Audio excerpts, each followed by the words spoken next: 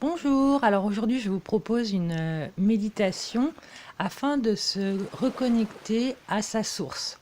Alors se reconnecter à sa source ou au grand soi ou au divin en soi. En fait, il y a plusieurs façons de concevoir ça. Pour moi, la source est un réservoir illimité d'amour, de sagesse et d'énergie qu'on puise dans l'univers. Ça peut évoquer aussi Dieu ou l'esprit universel ou encore l'unité en toute chose. Ou alors, ce qu'on peut appeler la source aussi, c'est notre essence véritable en fait. C'est le, ce qui vraiment nous anime au plus profond et nous maintient en vie en fait.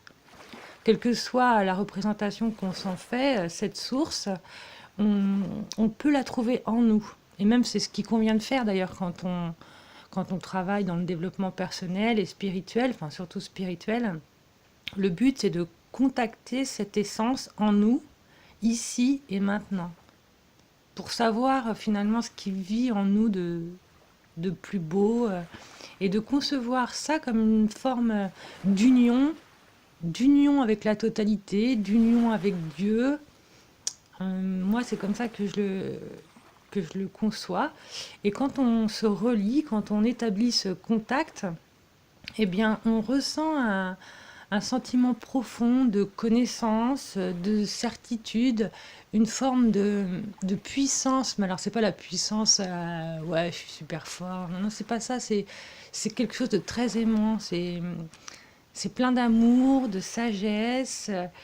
C'est savoir qu'on a quelque chose à faire sur Terre, le sentir, le savoir, mais pas avec la tête en fait. On le sait avec tout le reste, mais c'est pas le mental qui travaille à ce moment-là justement. C'est tout le reste, mais pas le mental. C'est une expérience de fusion avec ce qu'on peut appeler le grand soi ou le divin en nous. C'est une expérience sublime, l'impression d'être en totale harmonie avec tout ce qui existe en fait. Alors parfois on arrive à contacter cette essence-là et on est heureux, on a l'impression d'avoir franchi un pas, mais ça ne dure pas tout le temps. En fait, il faut se poser parfois, on ne peut pas vivre dans cet état de grâce en permanence. Enfin, moi en tout cas, j'y arrive pas encore. Il y en a peut-être qui y arrivent en étant humain, en étant incarné, mais je pense que plus on crée le lien avec notre source, évidemment, plus c'est facile d'y retourner et plus au cours de la journée, on se sent relié. Mais je pense qu'il faut s'arrêter et être en conscience et prendre le temps d'être ici et maintenant et de se relier le plus souvent possible. Parce que parfois, on se détache. Le monde extérieur a tellement comment dire, va nous distraire. Voilà, c'est des distractions, des choses qu'on va vivre et on va oublier qu'on est relié et qu'on a ça en soi. Et puis on va continuer à réagir plutôt qu'à réagir avec nos anciens conditionnements finalement, plutôt qu'à être présent à ce qui vit en nous et donc à agir à partir de cette présence-là. Et c'est vrai que quand on prend conscience et quand on fait l'expérience pour la première fois de cette source en soi, ben, du coup, on sait qu'on pourra y retourner à chaque fois qu'on aura un moment difficile, ou même pas un moment difficile d'ailleurs, mais juste qu'on aura le besoin de retrouver cette sécurité, cet amour total. Et on sait qu'on peut faire appel à lui d'ailleurs à chaque fois qu'on en a besoin. Et surtout, plus le lien va s'établir avec cette source-là en nous, plus ça va être facile d'interagir avec cette essence et de faire des choses en partant d'une base différente en fait. C'est surtout ça. Et le, le lien qui existe entre notre personnalité et notre grand soi se fait à double sens. Il est important de développer une circulation dans les deux directions, c'est-à-dire réceptive et active. En fait, réceptive, par exemple, pendant la méditation, on apaise notre personnalité extérieure pour atteindre l'être. Donc on ouvre la voie à une sagesse supérieure et c'est l'esprit d'intuition qui nous guide. On peut poser des questions et attendre que des réponses se manifestent au travers des mots ou alors des images mentales ou des sentiments, ou parfois dans la vie de tous les jours, on va avoir des signes et on saura. Voilà, moi je sais que j'ai beaucoup de réponses dans les rêves, par les rêves, beaucoup d'enseignements dans mes rêves nocturnes. Donc après, je crois que les signes, ça dépend de comment on fonctionne. Si on est plutôt visuel, on va avoir des signes sous forme d'images. Si on fonctionne plutôt de façon auditive, on va avoir des signes auditifs. On va entendre des mots ou quelqu'un va prononcer quelque chose et on saura que c'est la réponse à ce qu'on attendait. Alors après, pour le côté actif, c'est lorsque on assume le rôle de créateur de l'univers, en fait. On décide ce qu'on désire créer, et grâce à des affirmations et à des visualisations, en fait, on canalise l'énergie, la puissance et la sagesse infinie de notre grand soi.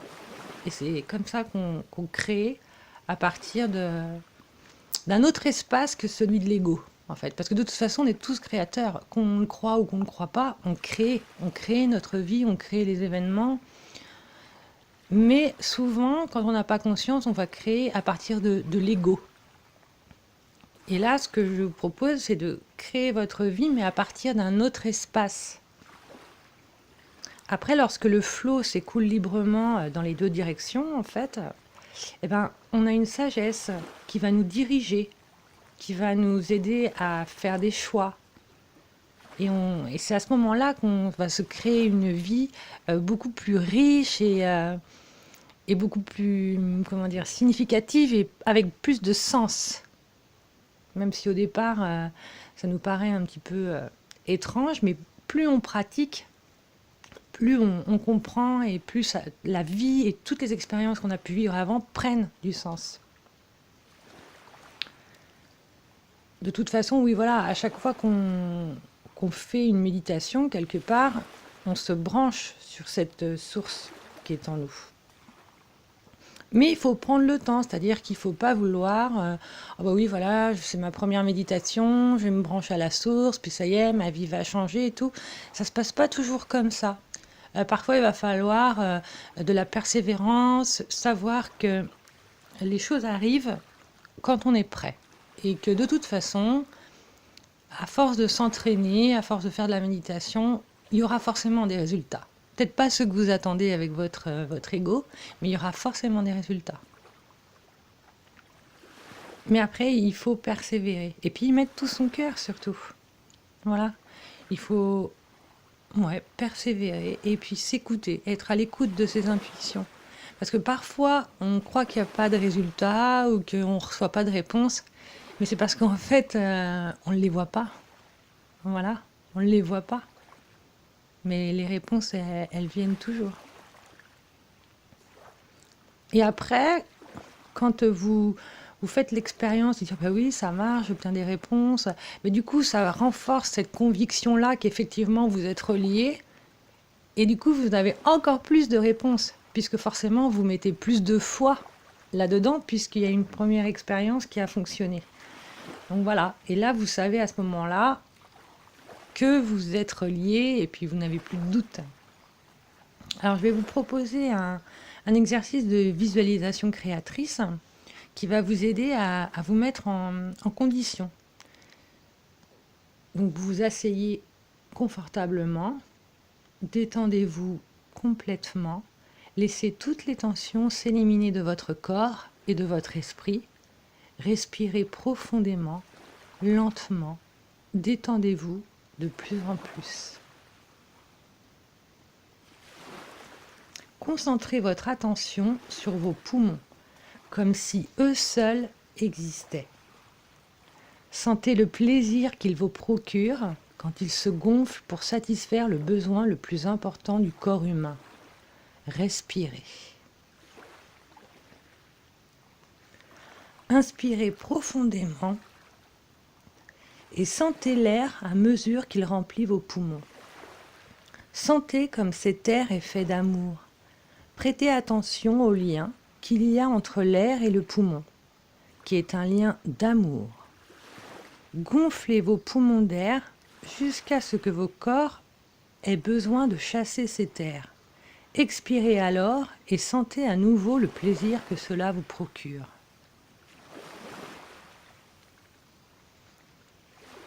À présent, visualisez une lumière dans votre cœur, éclatante, brillante, chaude. Sentez-la se diffuser et grandir, s'épanchant hors de vous de plus en plus loin, jusqu'à ce que vous soyez comme un soleil d'or, déversant sur chaque être et chaque chose une énergie d'amour. Dites-vous silencieusement et avec conviction, la lumière divine et l'amour divin coulent à travers moi et rayonnent à partir de moi sur tout ce qui m'entoure. Répétez-vous cela jusqu'à ce que vous ayez un sentiment très fort de votre énergie spirituelle. Vous pouvez très bien utiliser toute autre affirmation de votre puissance ou de votre rayonnement.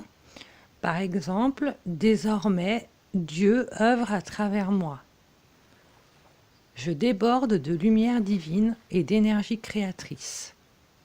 La lumière qui m'habite accomplit des miracles dans ma vie, ici et maintenant. Vous pouvez aussi utiliser, c'est une petite phrase très courte que moi j'aimais beaucoup, c'était « Je suis l'amour et la lumière ». Et ressentez à ce moment-là, quand vous dites ça, qu'effectivement vous l'êtes, parce qu'au niveau spirituel, vous êtes amour et lumière, c'est la même chose. L'amour et la lumière, c'est la même chose. Donc à chaque fois que vous avez envie de ressentir cet amour, cette sécurité, ce bien-être total, essayez ça, oui. Dites-vous, je suis l'amour et la lumière. Et ressentez tout ce que cela signifie pour vous. Je suis l'amour et la lumière. Voilà, j'espère que ça vous aura plu et que surtout vous allez mettre en pratique. Et j'aimerais bien avoir vos commentaires. Si par exemple, vous avez essayé de faire cette méditation, cette visualisation, j'aimerais savoir, oui, qu'est-ce que ça a fait chez vous, sur vous. J'aimerais avoir des commentaires. Merci, à bientôt.